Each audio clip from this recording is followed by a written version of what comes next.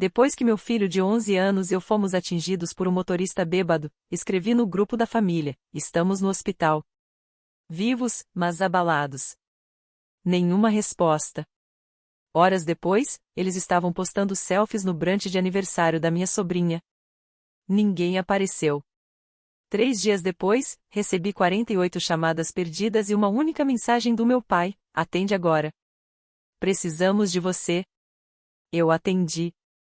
E ouvi. O acidente não pareceu real até o momento em que já estávamos rodando. Estávamos voltando para casa depois do cinema, só eu e meu filho, Jonah. Era início da tarde, ensolarado, céu limpo, e ele falava animado sobre o filme, citando algo que não fazia sentido nenhum para mim. Lembro de olhar para ele e sorrir. Então houve um barulho como uma explosão. Um caminhão branco avançou o sinal vermelho, e tudo virou de lado literalmente. Quando abri os olhos, o airbag tinha disparado. Jonah chorava, mas estava consciente. Eu conseguia ouvir o motorista do outro veículo gritando coisas sem sentido, com a fala enrolada. Eu não conseguia mexer a perna esquerda. Um desconhecido chamou o 911. O homem que bateu em nós cheirava a cerveja. Ele realmente tentou ir embora andando. No hospital, depois de confirmarem que nada estava quebrado, apenas costelas machucadas, uma torção para Jonah e muitos cortes, finalmente peguei o celular. Eu tremia. Digitei uma única mensagem no grupo da família: estamos no hospital, vivos, mas abalados. Um motorista bêbado bateu na gente. Aviso depois.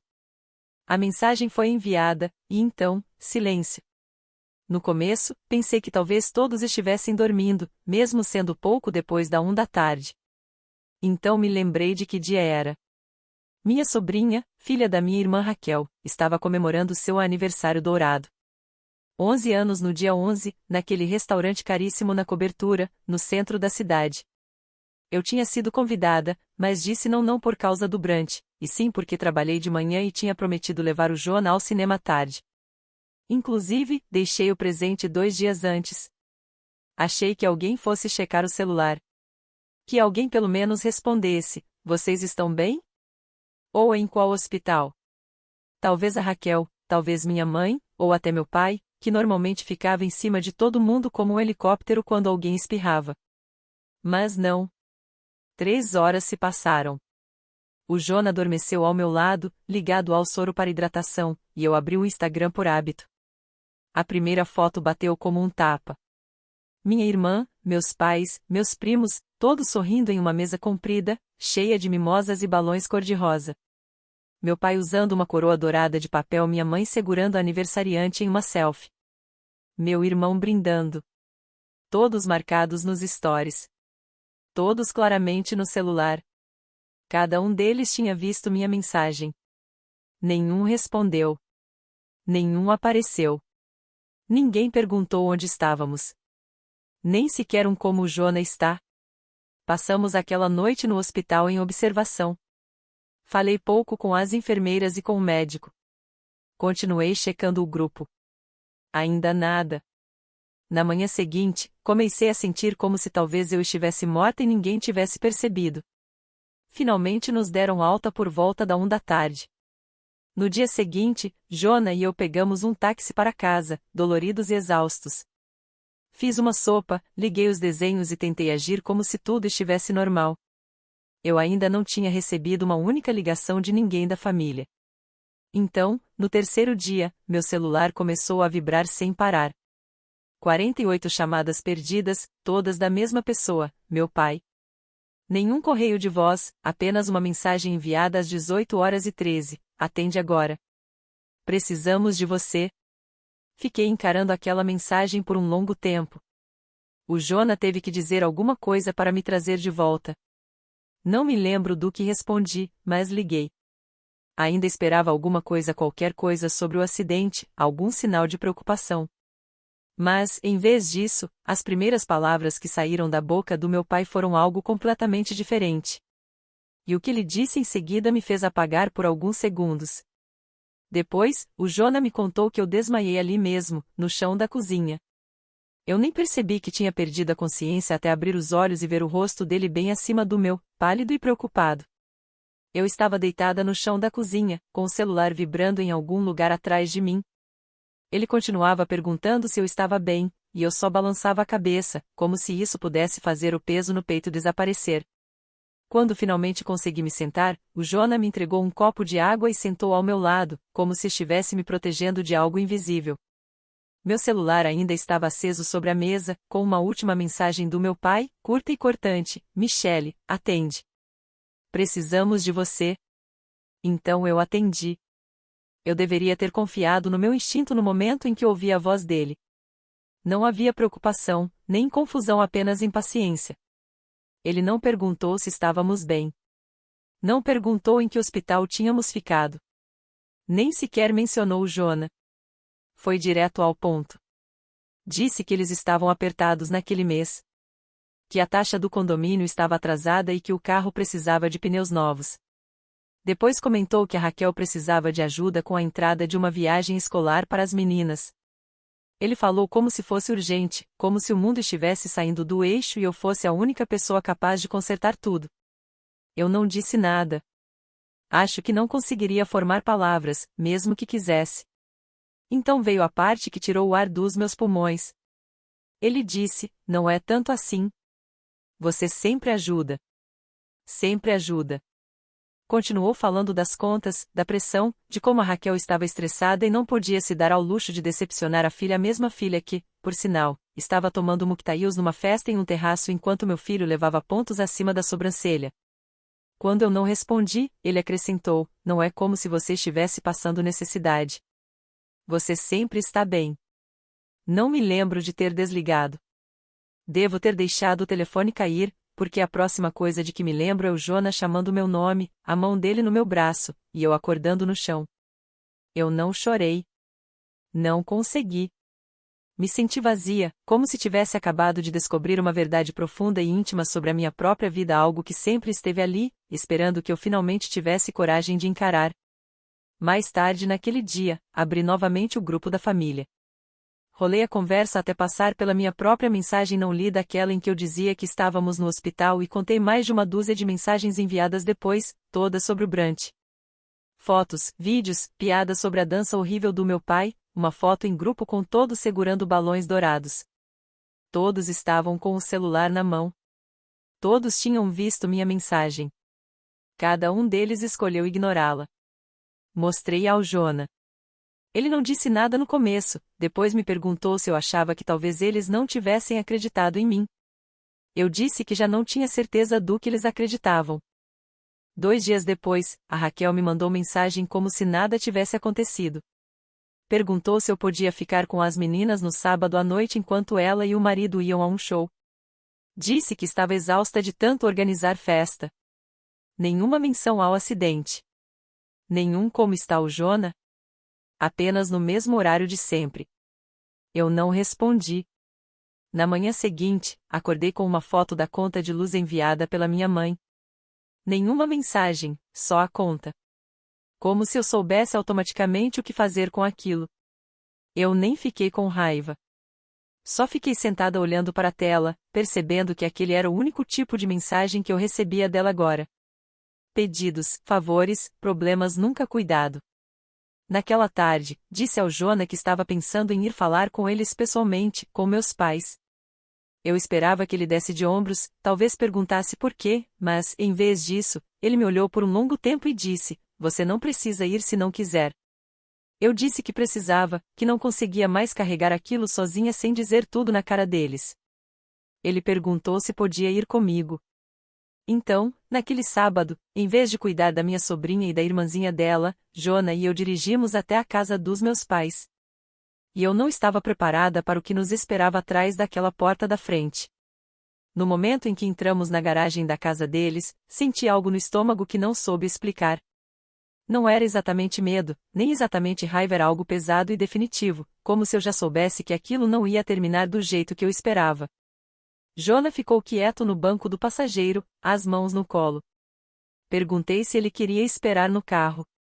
Ele balançou a cabeça, negando. Minha mãe abriu a porta como se não estivesse esperando ninguém. Mesmo eu tendo mandado mensagem naquela manhã, ela não disse oi. Apenas lançou um olhar rápido para o Jonah e virou as costas, entrando de volta na casa. Nós a seguimos sem sermos convidados. Meu pai estava na poltrona, assistindo pela metade a algum canal de esportes. Ele não se levantou. Sem nem olhar para mim, disse: então, trouxe ou não trouxe? Fiquei parada por um segundo antes de responder. Trazer o quê? O dinheiro, ele disse. Você recebeu a mensagem. Foi isso. Nenhum como você está? Nenhum e o Jonah. Apenas a continuação de uma exigência. Eu disse que não tinha vindo com dinheiro. Disse que não entendia como eles podiam ter lido aquela mensagem a que enviei do hospital, onde o neto deles estava machucado, roxo, enfaixado e não terem respondido nenhuma única vez. Eu disse a eles que doía, que eu não esperava um desfile nem drama, mas também não esperava nada. Minha mãe finalmente se sentou à minha frente e cruzou as pernas, como quem se prepara para dar uma bronca. Nós vimos a mensagem, ela disse. Mas, Michele, você fez parecer muito pior do que realmente foi. Eu respondi: você acha que não foi grave o suficiente? Já vimos coisas piores, ela retrucou, sem emoção. Vocês dois estão em casa. Estão bem. Se tivesse sido sério, alguém teria ligado para a gente diretamente. Então meu pai interrompeu. E, além disso, era o dia do aniversário da Olivia. A Raquel trabalhou muito para organizar aquilo. Você não pode esperar que a gente largue tudo por causa de uma batidinha. Uma batidinha. Foi assim que ele descreveu. Como se tivéssemos esbarrado um carrinho de compras, e não sido atingidos por um motorista bêbado que avançou o sinal vermelho e tentou fugir enquanto meu filho gritava. Eu disse que não era só sobre o acidente. Era sobre o silêncio. Sobre a forma como eles seguiram a vida como se a gente não existisse. Como comemoraram enquanto eu encarava o sangue na camisa do meu filho. Disse que, se os papéis fossem invertidos, se fosse a Raquel no pronto-socorro com as filhas, eu estaria lá. Sem pensar duas vezes. Nesse momento, a Raquel entrou da cozinha com uma taça de vinho na mão e disse: você sempre faz tudo ser sobre você. Eu me virei para ela. Eu estava no hospital. Ela deu de ombros. E agora não está. O Jonah estava ao meu lado, segurando minha mão mais forte do que o normal. Olhei para ele, depois para eles, e disse que eu não conseguia mais. Que não podia continuar sendo a única que dava, e só recebia silêncio ou culpa em troca. Disse que tinha acabado de fingir que aquilo era uma relação de mão dupla. Não era. Meu pai falou: então agora você vai nos punir por nada? Minha mãe disse: você sempre exagera. Raquel comentou: ela volta semana que vem. Como sempre. Espera até ela precisar de alguma coisa. Olhei de novo para o Jonah. Ele mexeu os lábios e sussurrou: por favor, a gente pode ir? E foi isso. Fomos embora sem dizer mais nada. Não bati a porta. Não gritei. Apenas saí e deixei a porta se fechar atrás de mim, como ela já tinha se fechado sobre tantas partes da minha vida antes de eu estar pronta. Quando chegamos em casa, abri o aplicativo do banco e comecei a cortar tudo. Parei de pagar a internet deles, deixei de cobrir a conta de luz, o plano de telefone. Cancelei a transferência automática mensal para a conta deles, aquela que eu tinha configurado anos antes, quando meu pai se recuperava de uma cirurgia nas costas e a Raquel tinha acabado de se divorciar do primeiro marido. A primeira ligação veio no dia seguinte, minha mãe perguntando se eu tinha cancelado alguma coisa por engano. Depois a Raquel mandou mensagem perguntando se eu ainda podia cuidar das meninas no sábado, e eu nem respondi.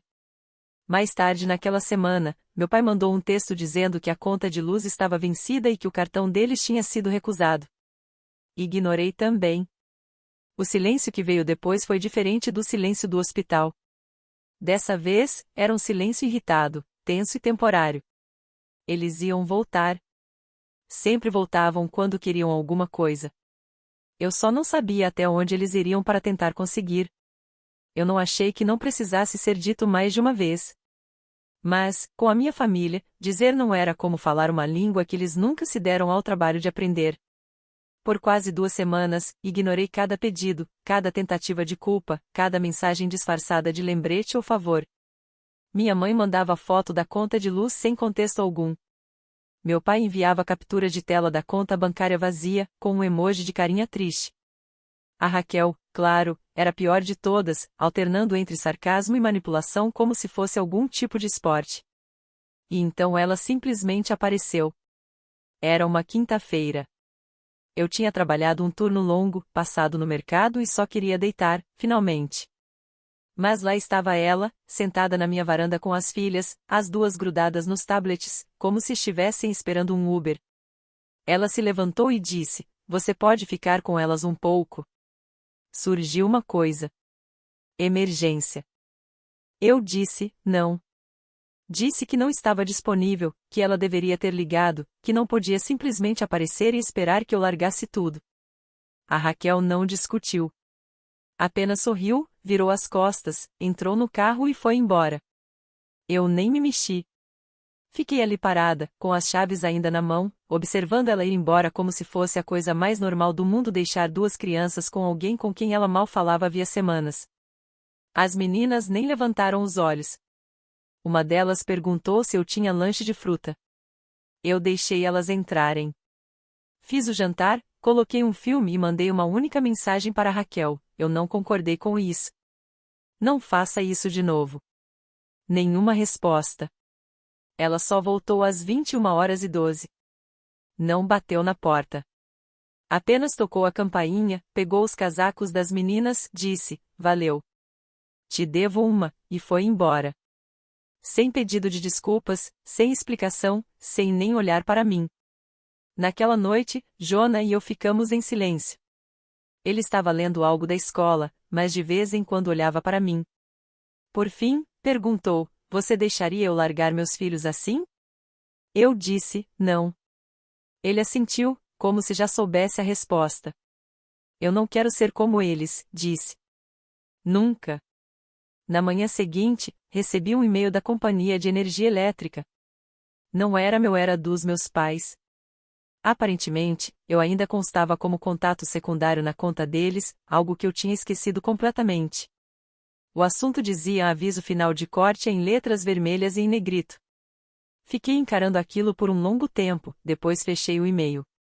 Eles estavam aprendendo como era a vida sem a minha ajuda. Mas o que eu não esperava, o que me atingiu do nada, foi a ligação mais tarde naquele dia. Era um número que eu não reconhecia, mas a voz do outro lado era familiar. "Michele, é a tia Lorraine. Eu acabei de ficar sabendo. Por que você não me contou?" "Contar o quê?", eu perguntei. "O acidente, o hospital, tudo."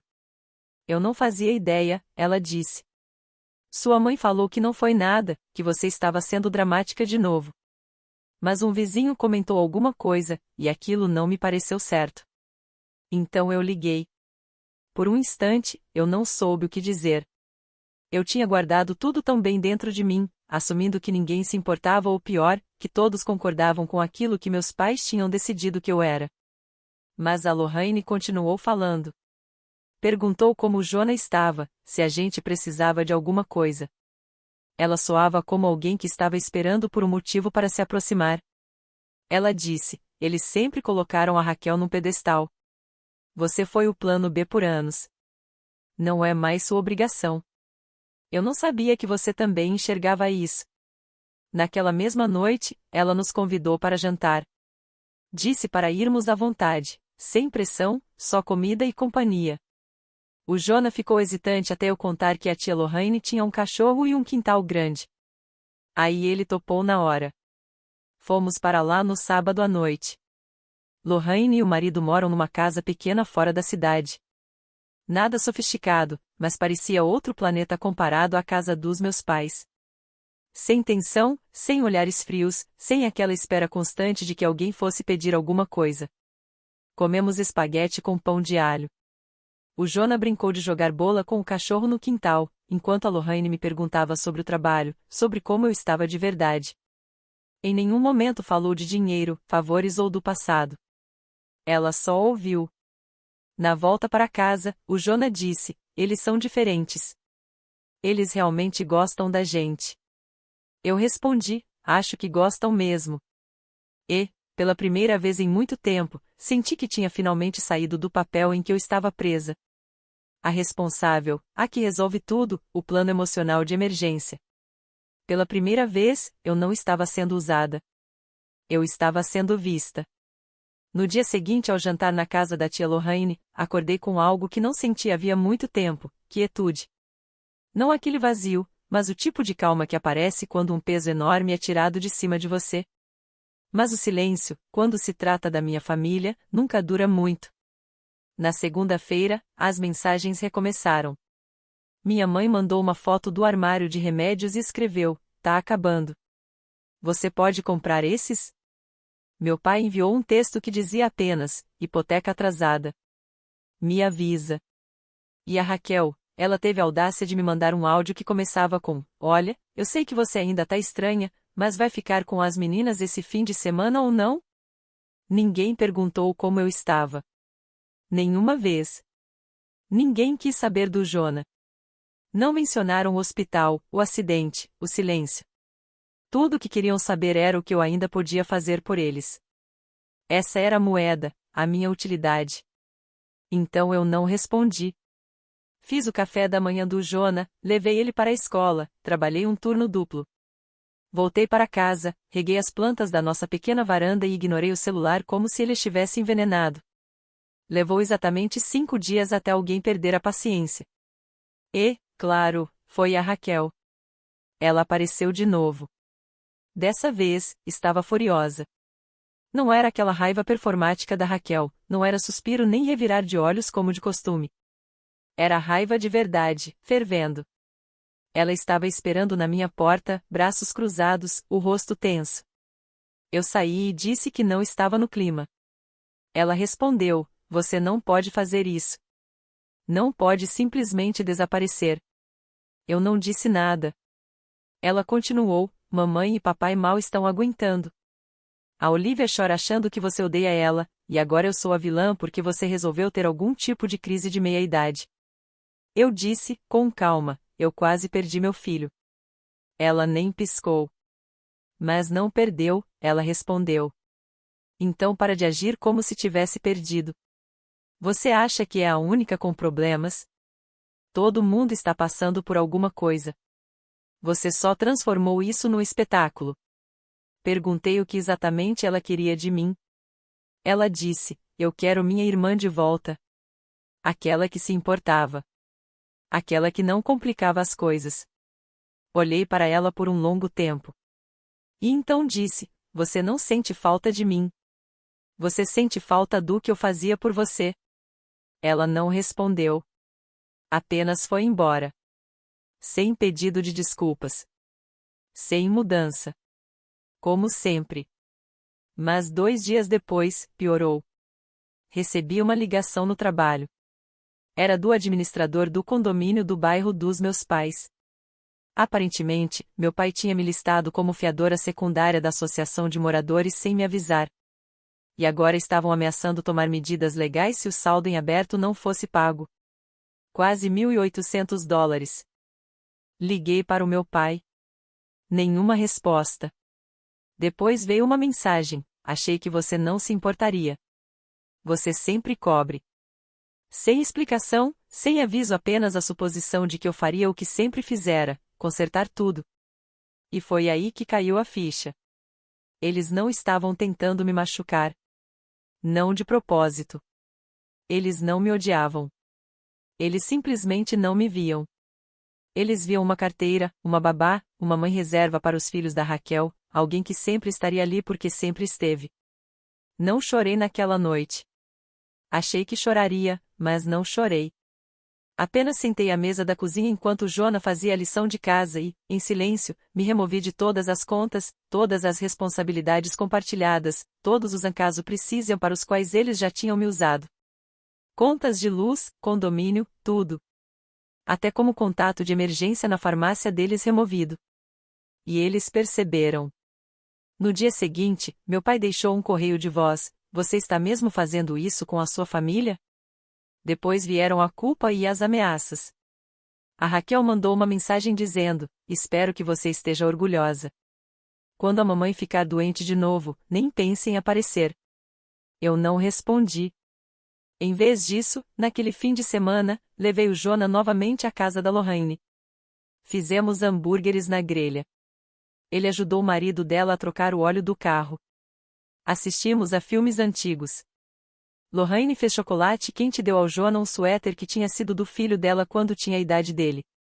Em um momento, saí para pegar algo no carro e fiquei ali parada na garagem por um minuto, apenas respirando. O Jonah saiu atrás de mim e perguntou: a gente pode vir para cá no dia de ação de graças? Eu me virei para ele. Tem certeza? Eu perguntei. Ele assentiu. Aqui é mais silencioso. Eu gosto de silêncio agora. Foi a primeira vez que percebi o quanto tudo aquilo tinha afetado ele. Não só o acidente, mas a família, a forma como eles nos drenavam como se aquilo fosse normal. Ficamos até tarde naquela noite, quando estávamos indo embora, a Lorraine me entregou um envelope pequeno. Dentro havia um bilhete escrito à mão: ninguém decide o seu valor além de você. Eu vejo você. E o Jonah também. Ela não me devia nada. Não estava tentando me controlar. Não estava tentando me culpar ou me usar. Ela simplesmente escolheu se importar. E, pela primeira vez, eu deixei alguém se importar sem desconfiança, sem esperar um preço. Aquilo foi o começo de algo real. Algo que minha família nunca ofereceu, mas que alguém de fora dela ofereceu sem pedir nada em troca. 2 dias antes do Dia de Ação de Graças, o grupo da família voltou a se movimentar.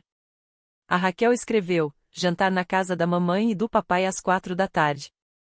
Você ainda vai fazer a torta de abóbora, né, Michele?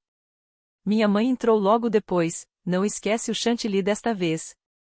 As crianças ficaram decepcionadas ano passado. Nenhum oi.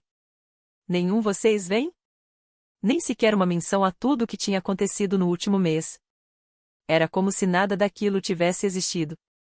O hospital, as mensagens ignoradas, as consequências, o machucado do Jonah, a Raquel largando as filhas comigo como um pacote deixado na porta.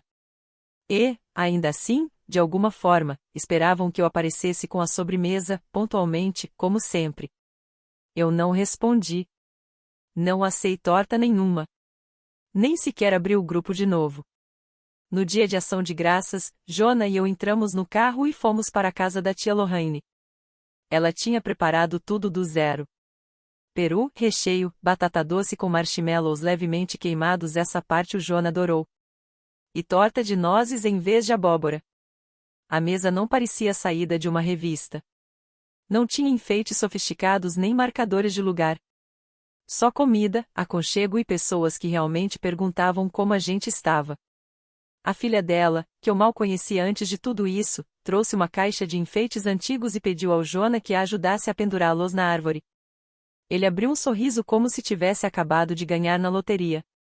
O marido dela me entregou uma taça de vinho e disse: a gente só está feliz que vocês estejam aqui. Só isso. Sem culpa, sem condições, só felicidade. No meio do jantar, peguei o celular por hábito. Lá estava o grupo da família de novo. Minha mãe tinha postado uma foto da mesa do jantar na casa deles. Todos reunidos, pratos cheios, velas acesas. Logo depois, outra mensagem da Raquel: então é isso? Você realmente não vem? Nenhuma mensagem. Uau! 1 minuto depois, você podia pelo menos ter mandado a torta. Depois, silêncio de novo. Virei o celular com a tela para baixo e o deixei sobre a mesa. Naquela noite, enquanto dirigíamos de volta para casa, Jonah perguntou: você acha que um dia eles vão entender por que a gente não foi? Eu respondi: talvez. Mas acho que eles não se importam o suficiente para tentar. Ele apenas assentiu, olhando pela janela. Tudo bem. Esse aqui foi melhor mesmo. Ele tinha razão. Foi melhor. Não perfeito. Não sofisticado. Mas melhor do jeito que realmente importa. Do tipo de melhor que é seguro e verdadeiro. Alguns dias depois, a Lorraine me mandou mensagem perguntando se já tínhamos planos para a véspera de Natal. Ela escreveu: sem pressão, mas adoraríamos ter vocês de novo. A família vem e eu tenho um presunto com o nome de vocês. Não era uma exigência. Não vinha embrulhado em culpa. Era só uma porta aberta. Eu disse sim. A véspera de Natal foi algo que eu não sentia havia anos. Alegria sem atuação. Lorraine tinha uma meia de Natal para o Jonah, com o nome dele bordado. Dentro, havia presentes simples, meias, lanches e um par novo de fones de ouvido. Ele ficou chocado, como se não conseguisse acreditar que alguém tivesse se lembrado dele com tanto cuidado.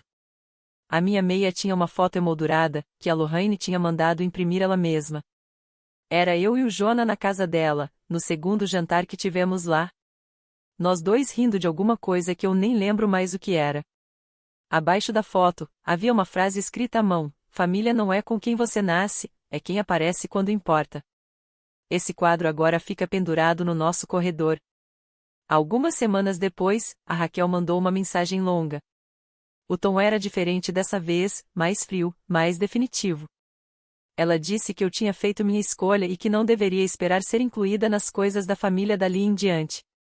Terminou com: mamãe e papai estão de coração partido. Espero que você esteja feliz. Li 2 vezes. Não chorei. Não tremi. Apenas senti que tinha acabado. Porque a verdade é que eu tinha feito a minha escolha. Eu escolhi o Jonah. Escolhi a paz. Escolhi não ser usada, não ser silenciada, não carregar culpa como se fosse um presente que eu era obrigada a aceitar. Eu não perdi apenas minha família. Eu deixei eles irem. E, ao fazer isso, encontrei pessoas que não estavam procurando o que eu podia oferecer. Pessoas que me viram, que me escolheram. E percebi, pela primeira vez na minha vida, que eu finalmente fazia parte de uma família que eu não precisava conquistar.